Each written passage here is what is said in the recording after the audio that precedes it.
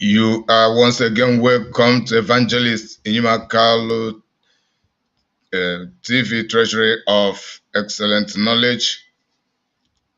I am your servant, Evangelist Inyimakalu. I greet you. Good afternoon from my best. The time from here is 2:29 p.m. Today, being Tuesday, the 13th of this month of September 2022. And without further delay, I just want to talk on this brief topic, which I've just begun today. Today is the beginning of this topic, and I'll be taking this topic gradually. I'll be taking it gradually. I am trying to connect together my YouTube channel and the Facebook channel on Evangelist Inyimakalu. That is my Christian channel. But as the case is now, my Facebook channel has not been connected to StreamYard from where I am streaming the system that I use. So I am solely on Facebook this time around for this program. So I am still waiting to see how successful that can be for me to merge the two, including other channels that I use for Biafra programs. But I want to talk on this particular issue now, and I want to begin this topic today. However, I want to begin this topic today, and I'll be taking the topic little by little. It will have many parts, and I'll be giving detailed analysis in each of the parts of this topic because I want to go into detailed analysis on it. Then that is the reason I'll be taking it point by point. So may God bless you. And as you can see, it is the creation, part one of the creation. That is the new topic that have just begun. Then God created the universe in the beginning. God created the universe in the beginning. That is the subtopic for this part one. God created the universe in the beginning, and from the book of Genesis, Genesis chapter 1, verse 1. So I am focusing on Genesis chapter 1, verse 1. And the topic will continue. It is a topic that I will be taking every now and then. So now I want to read something. The book of concerning the book of Genesis. That is a brief history of the book of Genesis. So Genesis is a name taken from the Greek and signifies the book of generation or production. It is properly so called as containing an account of the origin of all things. There is no other history so old. There is nothing in the most ancient book which exists that contradicts it. While many things recorded by the oldest hidden writers are to be traced in the customs of different nations confirm what is related in the book of Genesis.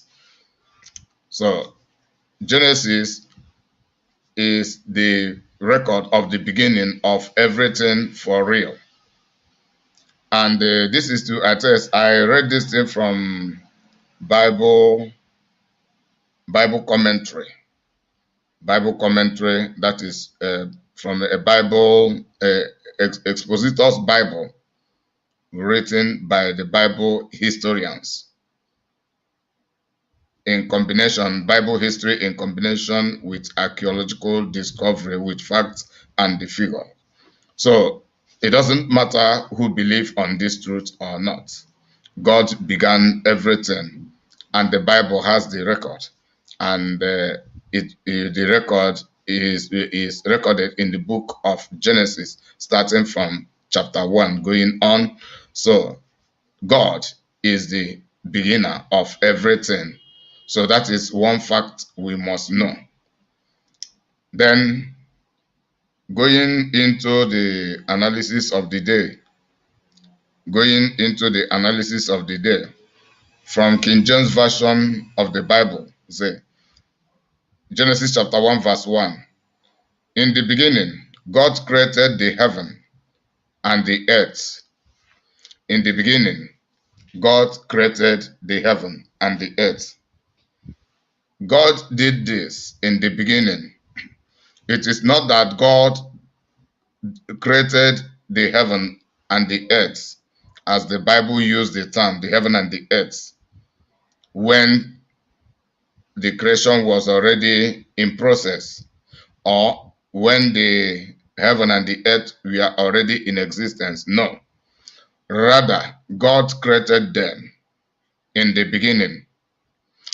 The heaven and the earth, the Bible record, is a comprising of the entirety of the planets, which is, by terminology, the universe. The universe, the word the universe, is a comprising of the entirety of the whole planet. Whatever name the planet may use, combining them together, they form the word universe, all inclusive, the inclusion of all the planets.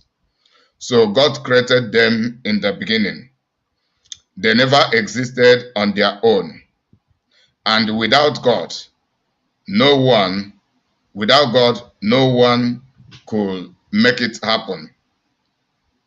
So this is to affirm that God is the maker of the universe. And this is to affirm the reality of the creation and the source of creation being God. All other stories regarding creations are illusions. They are fallacies. The evolution theory concerning creation is a fallacy. It is not real. It is not truth. It is challenging to the reality and truthfulness of the Word of God and the authenticity of the Bible. And it is a colonial distraction, and as a psychological weapon against the believers of God and against the entire human race. And it is aimed at the philosophers who pioneered the evolution theories, distracting people from giving their full attention to God and begin to pay attention to them. And in essence, they begin to claim God's glory to themselves. So that is the reason for evolution theory.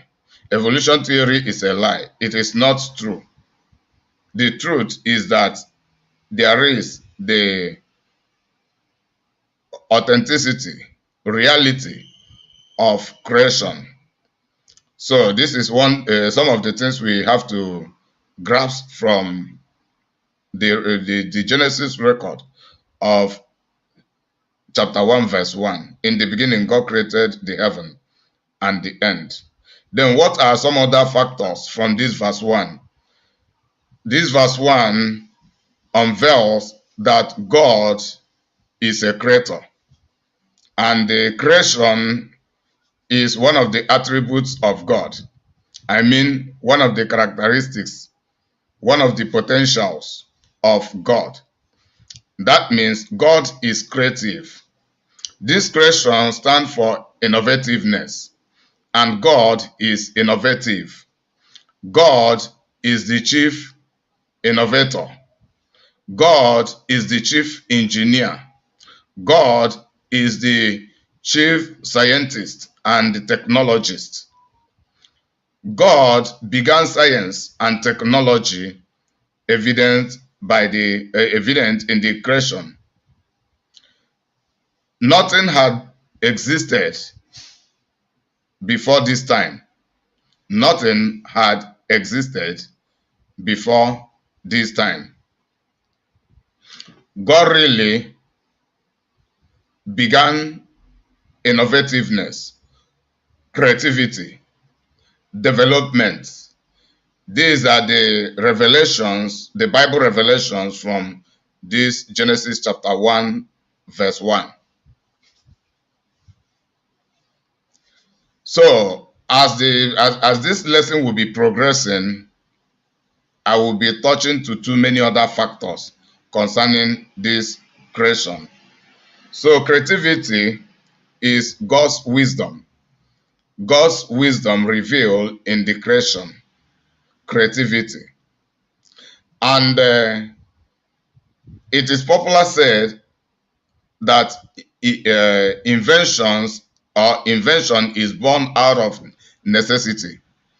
God had foresaw the need for the creation. So God began the creation for purposes. As the lesson progresses, I will begin to reveal the purposes of the creation. So one thing, the focal points of this lesson is one, for us to realize that God is the beginner of everything, including science and technology. Call it creativity and innovativeness. God is visionary. God has a vision for the creation. Then also God created the universe. This universe is the inclusion of all of the planets that exist. So the universe, we are all created by God. And God created the universe for purposes. This universe means spaces. They are spaces. They mean accommodation. They mean territory. And that is what God had secured first in the creation, securing territory in the creation. That is the wisdom of God. And then God is hereby hinting that there is the need for someone to secure a place of venture, then begin to venture. So a place is very, very important. Territory is very, very important. Accommodation is very, very important.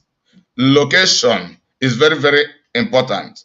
So the universe is God's center of operation, God's center of industrialization, God's center of commerce, God's center of administration, God's center of family, or whatever. Then God's center,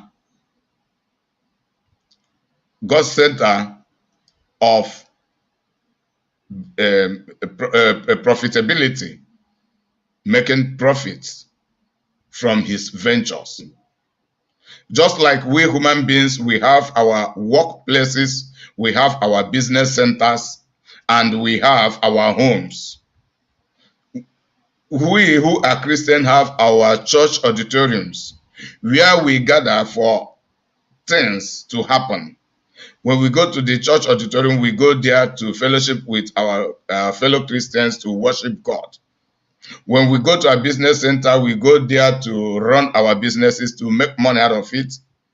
When we go to our workplaces, we go there to render our services, our skills, and make money out of it. So work is also a trade. We go there, we go to work to trade our skills, our time, our comforts. We trade them, we barter them for money. We go to school to learn, and the school has its own territory. So God is hereby hinting us of the need and importance of territory in whatever we are doing. God is hinting us of the need and importance of creativity, of innovativeness. God is hereby hinting us on the importance and need of vision. God is hereby hinting us on the importance of development. He has just given us a hint in this particular Genesis chapter 1 verse 1. God is also hinting us on the importance of beginning a thing or beginning things. We should not always wait for others to begin everything for us. there are things in our own capability that we can begin. And one of the reasons many people are not fulfilled in life is because they don't begin anything. They only wait for others to begin and to bring them into the system. I mean, pertaining to what things that God had already given them, or God has already given them the capability to begin. So this begin means pioneerism.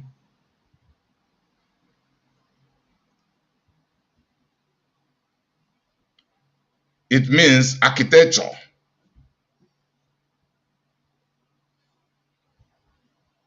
So, beginning something.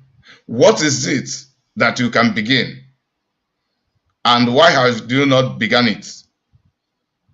Then, what are you still waiting for to begin?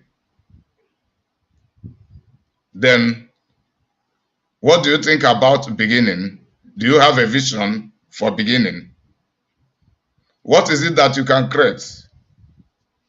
Why haven't you been creating them? So this is what God is hinting us about. So may God bless you. I will just round this one up here. Then I will start the next one, the part 2. After ending this one, I will begin the part 2 immediately. And the part 2 will be taken from verse 2. Then when necessary, I will be combining other verses. Then this verse, this part 1, this part 1 should be referred to the book of John chapter 1 verse 1 to verse 5. So may God bless you until I come your way once again. I remain your serviceable servant evangelist Imakalo.